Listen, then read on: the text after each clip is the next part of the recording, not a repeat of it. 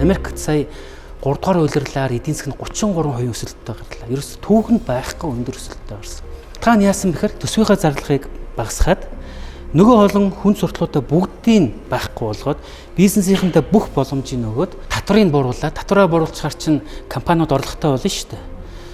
За дээр нь одоо хямдхан зээл өгөөд ингээд эдийн засгаа босгоод ирж байгаа байхгүй. Бүр эдийн засгийн шинжтэйгүүл зүгээр би одоо фантазлж бодвол миний хувьд баг энэ Монгол улсын бүх татварыг яг дундуур нь 2% хуваагаад бүх татвараа 2 дахин багасгаж байгаа.